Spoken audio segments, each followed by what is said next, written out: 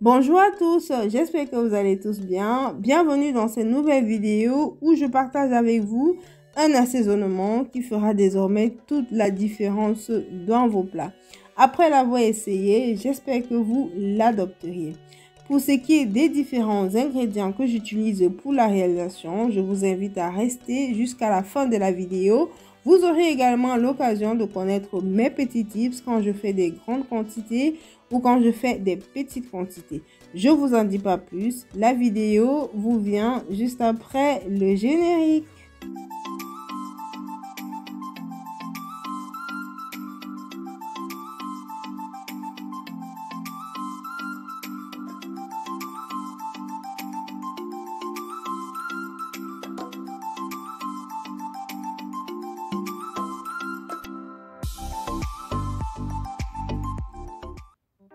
Pour la recette ici, on aura besoin d'ail, de beaucoup d'ail d'ailleurs. On aura besoin d'oignons blancs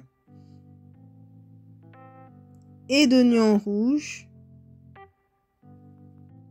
On aura également besoin d'échalotes. On aura besoin des 3 différents poivrons. Ici, j'ai pris le vert, le rouge et le jaune.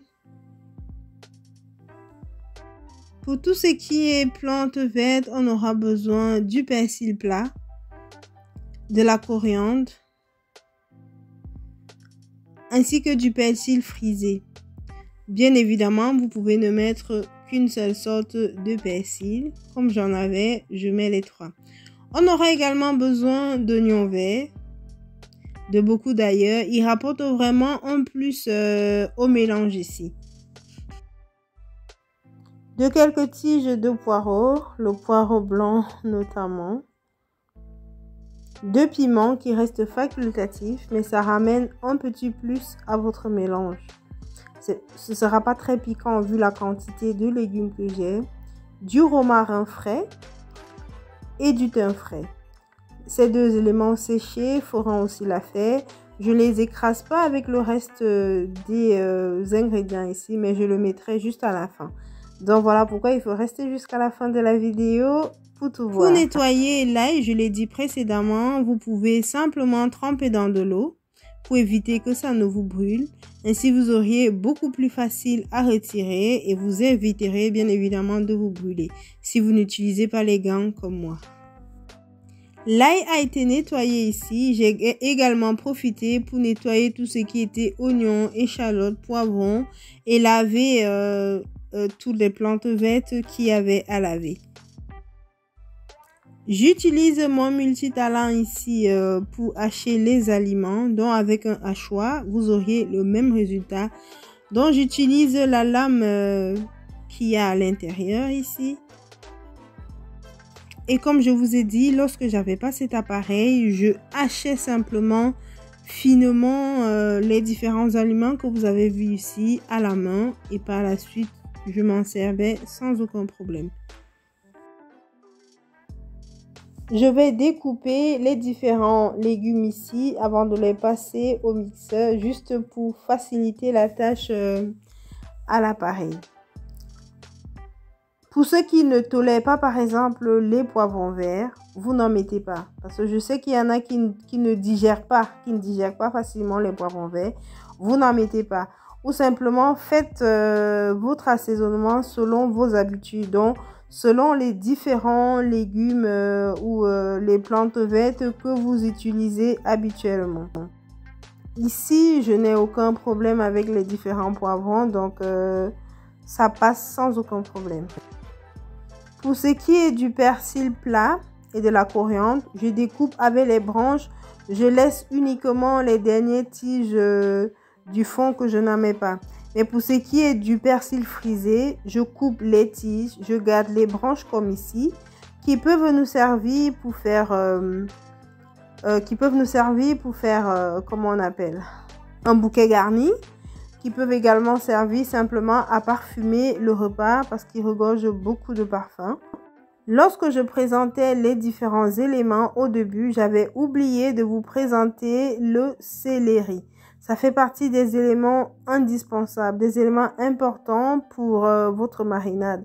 Même s'il contient beaucoup d'eau, il a sa place. Il occupe même une place de choix, j'ai envie de dire, dans la marinade. Surtout si vous n'utilisez pas du sel parce qu'il regorge de beaucoup d'eau. Il regorge autant pour moi de beaucoup d'eau, un peu salée. Donc, il a du sodium en fait. Il y a du sodium dans du céleri. Donc, voilà pourquoi je vous dis qu'il fait partie des éléments importants de la recette. Une fois que j'ai tout découpé, je vais commencer à hacher en mixant les différents éléments. Même si on peut écraser séparément vu qu'on va mélanger par la suite. Mais je prends un peu de chaque, de tout ce qui est légumes et de tout ce qui est plantes vertes. Je vais directement hacher. Vous pouvez voir ici, ça ne rend pas vraiment en pâte. Et ça permet vraiment d'avoir une texture hachée. Et je vais préparer un récipient où je vais mettre, vu que je ne vais pas à la suite tout mélanger, vous pouvez voir là, c'est haché. Il faut prévoir un grand récipient pour pouvoir bien mélanger après avoir tout haché. Parce que vu qu'on écrase et qu'on ne prend pas toujours les mêmes proportions, en mettant dans un grand récipient, ça vous permet de bien mélanger. Ainsi, vous auriez un assaisonnement bien homogène.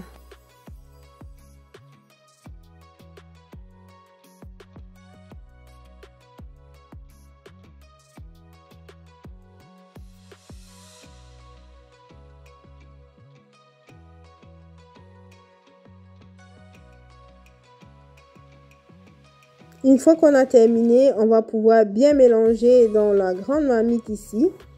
Et j'ai d'ailleurs pesé pour vous pour voir plus ou moins la quantité qu'on obtient. Vous voyez là, on a 1,540 kg, mais j'avais déjà prélevé environ 200 voire 300 grammes. Vu que j'avais une préparation en cours qui attendait, donc j'ai profité de la préparation pour vous faire la vidéo. Donc avec toutes les quantités que vous avez vues en image, on aurait obtenu environ 1,8 kg, voire même 1,9 kg, vu que j'ai prélevé pas mal. Et par la suite, je vais saler le mélange. Il faut dire que le sel ici, c'est pas forcément pour avoir un assaisonnement salé, mais le sel joue le rôle de conservateur ici. Vu que j'ai une grande quantité, et même si j'avais pas une assez grande quantité, j'aurais quand même gardé une certaine quantité au frigo. Donc le sel joue plus le rôle de conservateur ici. Et je vais également rajouter l'huile. Ici, c'est de l'huile de tournesol. Vous pouvez mettre l'huile de tournesol, l'huile d'arachide ou simplement une huile neutre.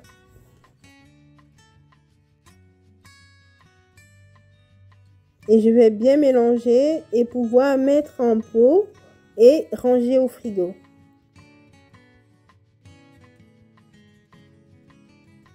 Il faut privilégier pour la conservation les bocaux en verre. On le sait tous, ça conserve mieux tout ce qui est aliments. Et aussi, en plus des bocaux en verre, il faut prendre des bocaux où vous pouvez facilement puiser. Parce que ça ne sert à rien de mettre dans un bocal qui a une ouverture très étroite autant pour moi. Où vous auriez beaucoup difficile à pouvoir prélever une quantité. Une fois que j'ai bien mélangé, je vais directement mettre en pot et pouvoir ranger simplement au frigo. Les pots, il y en a que j'achète directement destinés à la conservation des aliments et d'autres comme celui-ci en image. J'ai certainement fait un achat de je sais plus quoi. Et par la suite, lorsque je finis de consommer ce qui est à l'intérieur, je lave simplement la boîte, je range pour pouvoir m'en servir comme ici. Donc, lorsque vous achetez par exemple des aliments dans des pots cassables, vous pouvez garder pour vous en servir ou pas. Ici, je le fais, ça me dépanne comme ici en image. Voilà, tous mes pots sont bien rangés. J'en laisse un peu dans la marmite vu que je vais m'en servir le lendemain, donc je ne vais pas ranger. Vu qu'ici, j'utilise le thym frais, je vais directement le mettre en branche ici dans mon assaisonnement.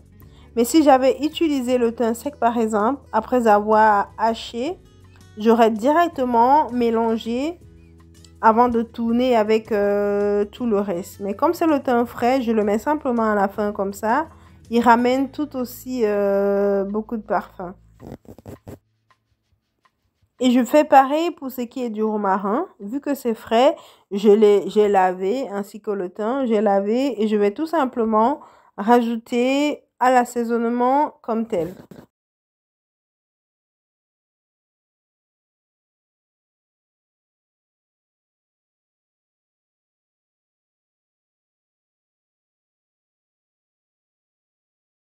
Je vais par la suite bien mélanger pour ramener le romarin et le thym vers le centre du pot. Ainsi, il pourra se diffuser au thon vers la partie qui est en bas ainsi que la partie qui reste au-dessus.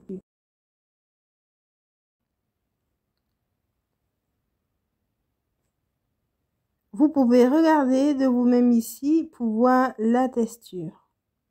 Une très belle texture, dégage un très beau parfum. Je m'en sers pour faire des assaisonnements, comme on ferait avec le même mélange écrasé dans un blender, comme on a l'habitude. Ça donne un très beau rendu, sans aucun problème. Je vais ensuite pouvoir les ranger au frigo. S'il y a une précision que je devais faire, lorsque je fais des grandes quantités, pour une longue durée, je veux dire, je peux les garder 3 semaines, voire 1 mois, sans qu'ils ne soient vraiment, sans qu'ils ne se gâtent. Dans ce cas, ce que je fais, je ne rajoute pas du tout d'oignon, parce que l'oignon contient de l'eau, et c'est cette eau qui va permettre au mélange de pouvoir vite se décomposer. Donc, j'évite de mettre l'oignon, comme vous avez vu, l'oignon blanc ou l'oignon rouge, mais je privilégie à la place les oignons verts. Ainsi, mon mélange n'aura pas beaucoup d'eau et je pourrai conserver beaucoup plus longtemps. Ici, j'avais des préparations à faire dans la semaine, donc j'en ai profité pour faire à l'avance. Comme ça, j'ai une bonne quantité et je pourrai ainsi utiliser et gagner beaucoup de temps. Après 4 jours au frigo, je vous montre la texture qu'on a ici. Elle reste inchangée. Vous pouvez voir, c'est l'huile qui ressort. Et le parfum n'est pas vraiment dénaturé. Mais tout au contraire, ça sent très bon. Et je me sers de cet assaisonnement pour mariner tout ce qui est viande, poisson ou volaille. Vraiment comme si c'était une marinade faite au blender. Le résultat est tout aussi efficace. D'ailleurs, vous pouvez le voir ici, j'ai pris une certaine quantité pour mariner la viande.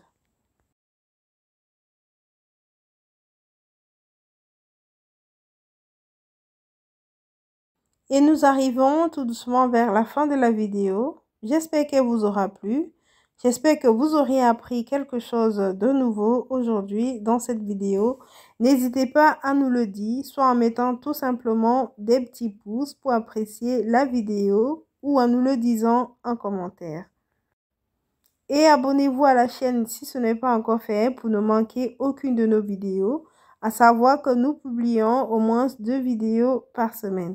Activez la cloche de notification pour ne manquer aucune publication. Et je vous dis à très bientôt dans une nouvelle vidéo. Et d'ici là, portez-vous très bien.